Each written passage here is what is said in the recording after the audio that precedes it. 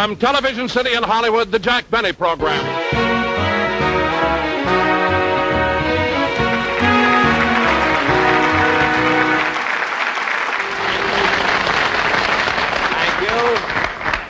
Thank you very, very much, ladies and gentlemen, and welcome to the Lucky Strike program. Now, on our show tonight, we, in case you're wondering about these, you know, my producer insisted that I wear glasses when I first come out, because he said it wouldn't hurt if people thought I was Mr. Peepers. And he had another idea, too, about my standing.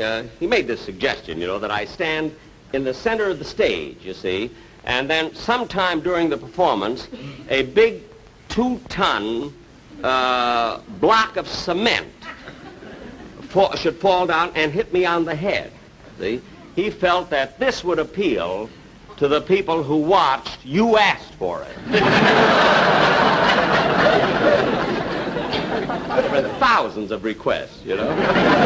But on my show tonight, ladies and gentlemen, as you probably know, my guest star is Fred Allen. And a lot of people think, of course, because of this feud that's been going on for so many years, that Fred and I are enemies, that we hate each other. And this isn't true at all, because Fred Allen and I are the best of friends. Well, maybe I'm overdoing it. You know what I mean? Just a little bit. I wouldn't say that we were the best of friends. You know, I would just say that we, let's say that we're friends. You know, just friends. Of course, friends might not be the exact word that I'm trying to say. What I mean is that we're more, well, I don't know, maybe we do hate each other. I know I can't stand him. You know, I remember a few years ago, I must tell you this, when Fred Allen first came out here to Los Angeles, to Hollywood, to make a picture, you see. He made a picture called It's in the Bag. And the producer of this picture wanted me to play a small part in it for nothing. You know, I didn't get paid or anything. And he talked me into it by telling me that this picture would be made in Technicolor. So I was kind of anxious to see how I'd look, you know, my eyes and everything. And so he told me this would be made in Technicolor. But the minute we started to shoot the picture, we found out that we couldn't do it in Technicolor at all. They had to make it in black and white, because due to a peculiar pigment in Fred Allen's skin, he photographs Argyle.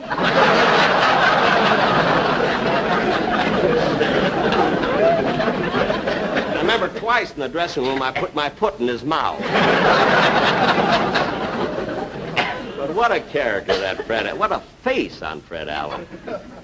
With those bags under his eyes, he looks like a short butcher peeping over 2 pounds of liver.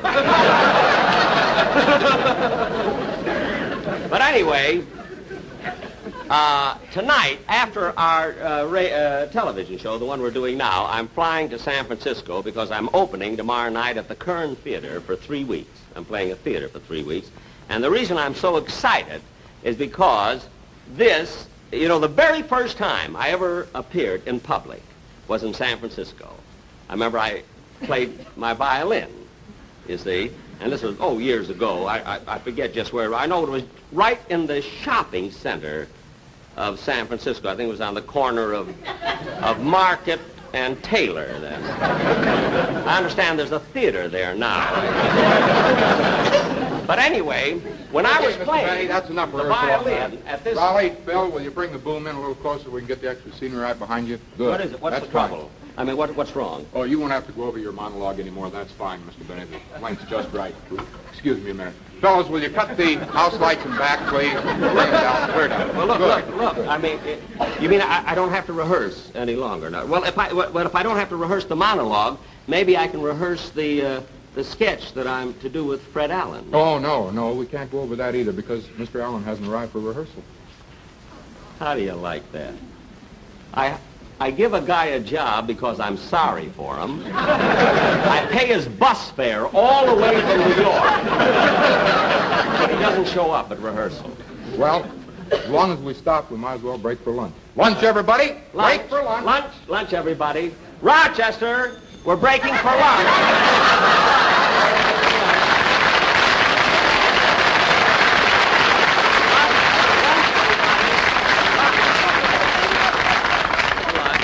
How's everything? You got everything? Just fine, just fine. Fine. What do you have, boss? No, wait on the customers first, and then that's it. Ham and cheese. Ham and cheese, yes, very, very good. That's it. See if the orchestra wants something, too. Remley, you want a sandwich? That's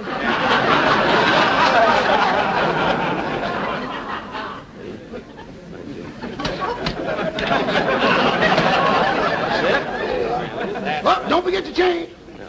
There you are. Rochester, look, I want to ask you something. Why do you put so much ketchup on the sandwiches? Well, that was an idea of mine to drum up more business. Well, how would ketchup give us more business? Well, I figured if some of it dripped on their shirts, we might get to do their laundry, too. Yeah,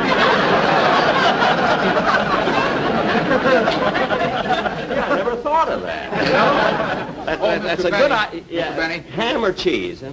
I had my lunch, thanks. Oh. I just wanted to tell you that as long as Mr. Allen isn't These are here... good, Not you know. spicy Oh, I enough. see, I see. As long as Mr. Allen isn't here, we might as well skip the dialogue rehearsal, and we got a lot of work to do with the lights anyway, so we won't need you for probably 2 hours. 2 hours. Rochester, look, I had an appointment with my sponsor at 4 o'clock. Now we're breaking for 2 hours. I'll be late for the... Well, boss, if you don't have to do anything for 2 hours, why don't you go see your sponsor now? Hey, maybe I'll do that. You know, this is the day that he picks up my option for next year. Picks up your There's option? nothing to worry about, Rochester. You know, it's just a formality, that's all. You know, he just wants to be sure that he's got me. You know, you know, for next year, that's all. So I'll run along and see him. You sell all the sandwiches and everything, huh? Okay. Don't forget. Oh, by the way, Rochester, while you're selling the sandwich, give him a sort of a floor show. You know what I mean? Sing and dance or something, and that way we can get the cover charge, too, you know, for the... Roast beef, ham, cheese, Mr. Benny's special noodle soup. Oh, we ain't got a bale of money. Maybe ragged and funny, but we're traveling along, singing a song, side to side. Oh, we don't know what's coming tomorrow. May it be trouble and sorrow, but we'll travel the road, sharing the load, side to side. In all sorts of weather, maybe the sky will fall. Long as we're together, doesn't matter at all. Oh, and after our trouble is parted, we'll be back when we started. We'll travel along, side by side. In all sorts of weather, doesn't matter at all. Long as we're together, doesn't matter at all. Flash card, Mr. Benny, super basketball, flash card. Oh, we'll travel around, singing a song, side, side,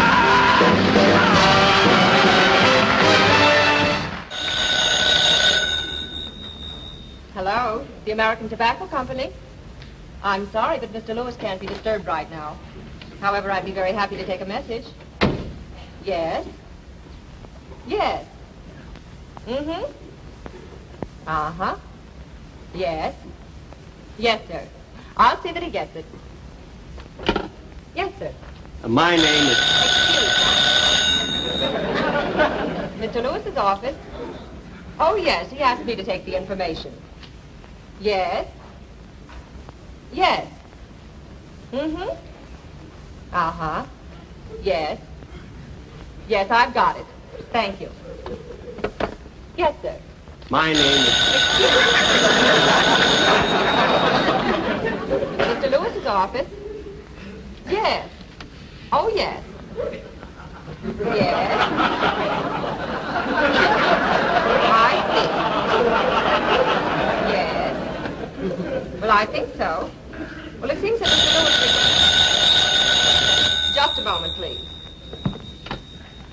Hello? My name is Jack Benny. I'd like to speak to Mr. Lewis, please. I'm sorry, Mr. Benny, but Mr. Lewis can't be disturbed right now. Can he call you back?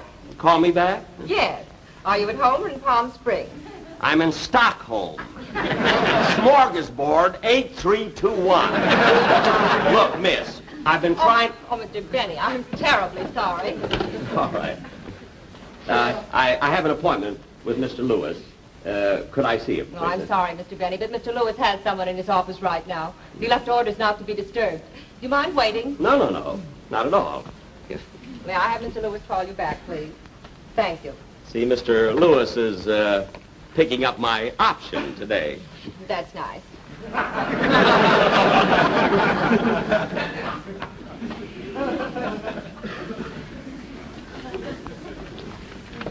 As I was saying, Mr. Lewis,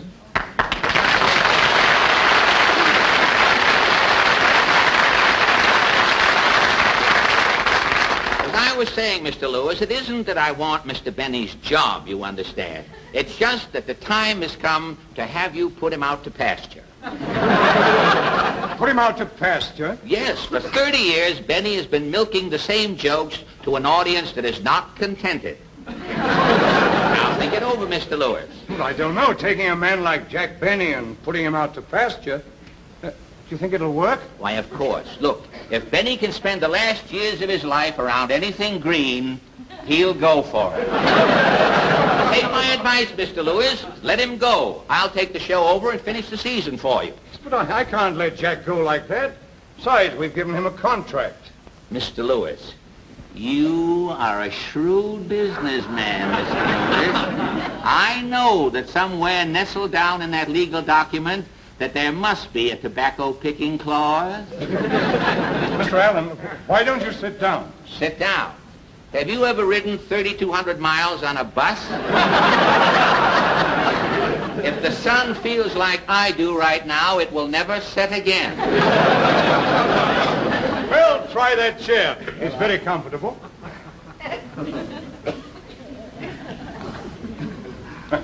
No, before I'd make a change, I'd have to be sure it was one for the better. Now tell me, have you any television experience? Nobody has. Even the voice of experience has no television experience.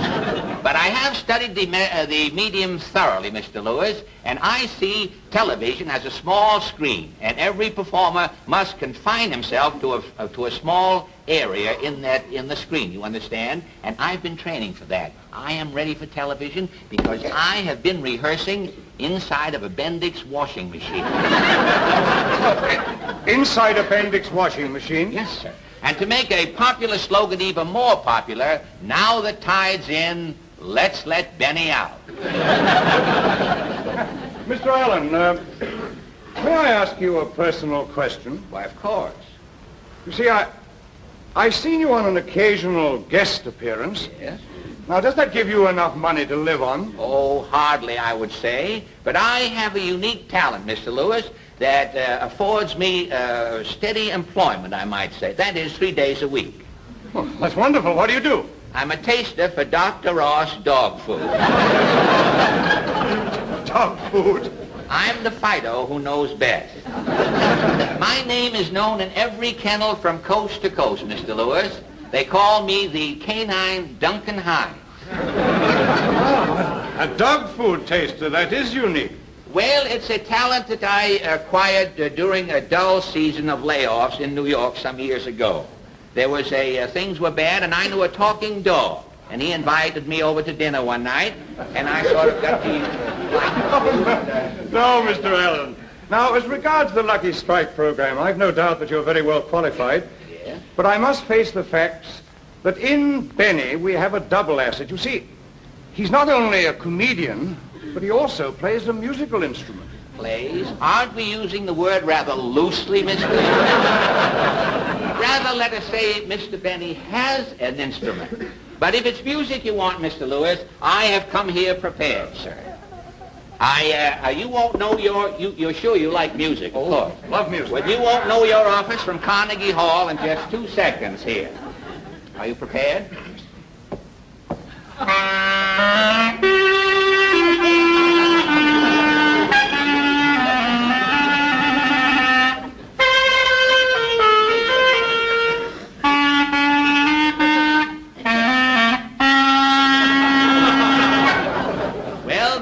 Mr. Lewis, you have all of my qualifications.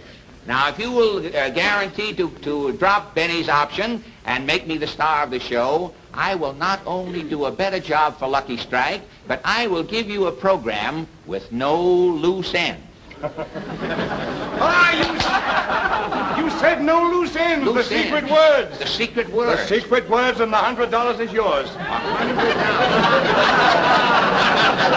Say, does Groucho know about this, does he? Groucho installed it for me. Oh, I see. Well,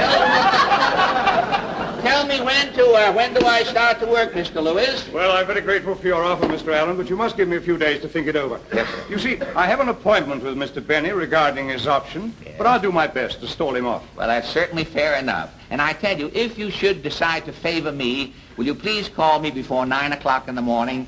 It's so embarrassing being pulled out of line down at the unemployment office. Goodbye, Mr. Lewis. Goodbye, Mr. Allen. It's been a pleasure. Thank you for coming by. Thank you.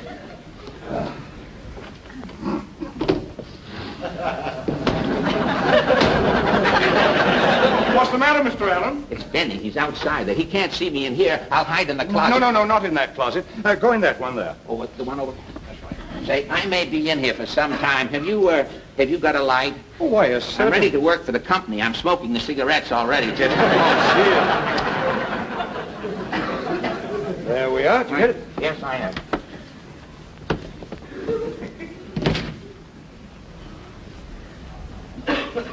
Miss Rockford, you may send Mr. Benny in now. Yes, Mr. Lewis. Oh, Mr. Benny, you may go in now. Oh, thank you. Thank you very, very much.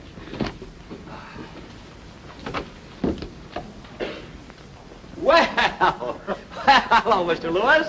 Hello, Jack. How are you? May I take that? Yes, Sit sir. down, sit down. Oh, thank you very much. You know, Mr. Lewis, I'll never forget the very first year that I ever worked for you. Mm-hmm. You know, when option time came along, I was a nervous wreck.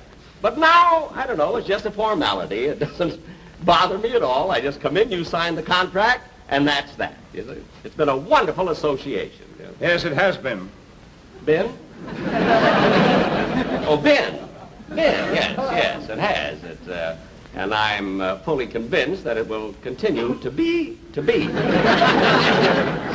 been a lot of fun working for you, Mr. Lewis, and you've been a wonderful sponsor. And after all, where else can you find a comedian as funny as I am? You know?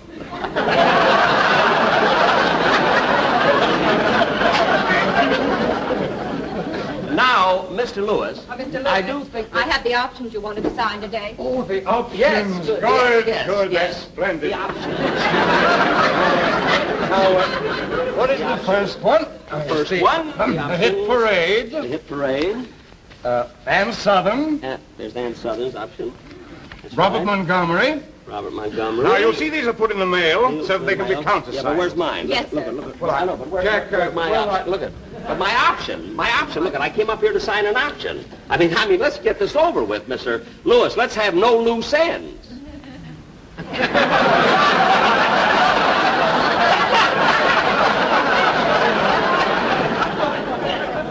Mr. Lewis, I said, let's have no loose ends. Jack, what are you looking for? You know what I'm looking for. Groucho told me. Mr. Lewis, where's my contract? I came up here to sign a contract. Now, where is it? My desk alone. What do you mean? But it should be in the... Mr. Lewis, what is my contract doing in the wastebasket? It must have blown off my desk. You see, when the window's open, there's a strong wind from the northeast. That's funny. Last year it was from the southwest. But look at Mr. Lewis. Now, why beat around the bush? I mean, everything we say here is we're private. We're in here alone. I mean, there's nobody else in here but us. Jack, regretting your option... What? I mean, regarding your option... Yes. I must have a little time to think it over. But I can't understand why you're hesitating, Mr. Lewis. I mean, I don't know. Something tells me that you must have someone else in mind. And I don't know. I don't know why you keep doing that to me. After all, I've been with the American Tobacco Company for a long time, and I'm not as young as I used to be. That's true. You were 39 when you joined us. That's right. And I've done a great job all these years, Mr. Lewis, for the American Tobacco Company. I don't know. I've worked hard. We've had wonderful shows, and I've sold the product. And twice I let you exercise the tobacco picking clause. We didn't exercise it. You held us to it. Well, I still can't understand why you're doing it. There's some reason why you're stalling. Jack, you're taking the wrong attitude. I haven't come to any decision about dropping your option. It's just that I want to think it over for a while, just for, say, 4 or 5 days.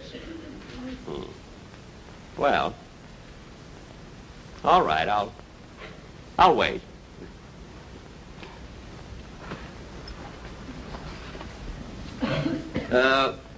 Four or 5 days. Yeah, that's right, Jack. Now, where can I get in touch with you?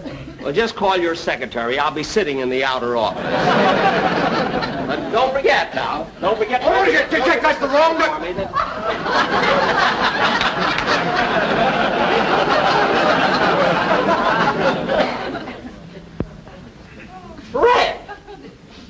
Fred Allen, what are you doing in that closet? Believe it or not, I'm playing post office. Post office? Kiss me. But, Mr. Lewis, there's something fishy going on here, and I'm going to get to the bottom of this. What's Fred Allen been telling you? Jack, there's no need to get excited. You know the entertainment business is very competitive. Oh, so it's competitive, huh? So that's it. Fred Allen, you ought to be ashamed of yourself, coming in here and trying to get my job away from me. Well, gee, Jack, I had to do something. I've eaten so much of that dog food, they've written a song about me being in a window. Well, I still say you ought to be ashamed of yourself. Well, I guess I am a heel, Jack. But always remember, next to a heel, you always find a good soul. And I'm quoting from that famous poet, Tom McCann.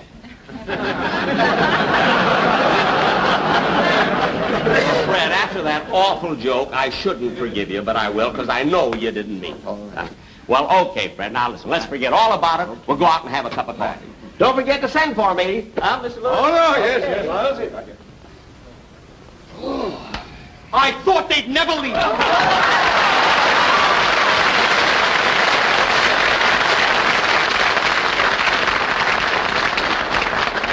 Mr. Lewis, now that they've gone, let's talk business. What do you want with Fred Allen? What do you want with Jack Benny? With me, you've got a young man who can sing, who can dance, who claps his hands, rolls his eyes, and I'm so friendly. Mr. Lewis, you'd never regret it.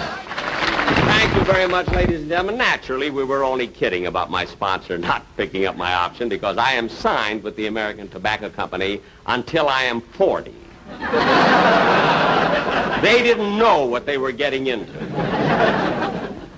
Oh, Fred Allen, come on out here, will you, Fred? Fred, it's really been nice having you on the show, and you were wonderful. Well, Jack, you won't believe this, but I tried to louse the whole thing up. I believe it. But, Fred, let me ask you, is there any truth to that about eating the dog food? Oh, yes, 3 times a day I have it. Well, doesn't it upset your stomach? Well, no, it doesn't bother my stomach, Jack, but eating out of the bowl is hard on my knees. I see. Oh, Eddie Tanner, come on out.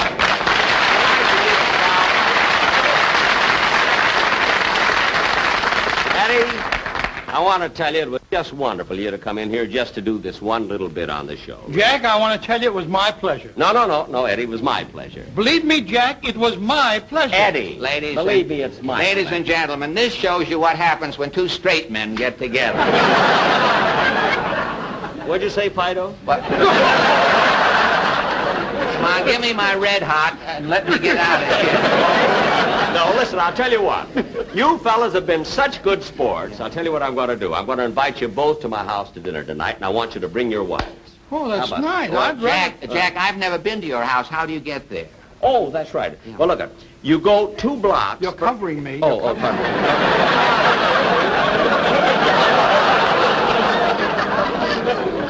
The Jack Benny program has been selected for viewing by our armed forces overseas.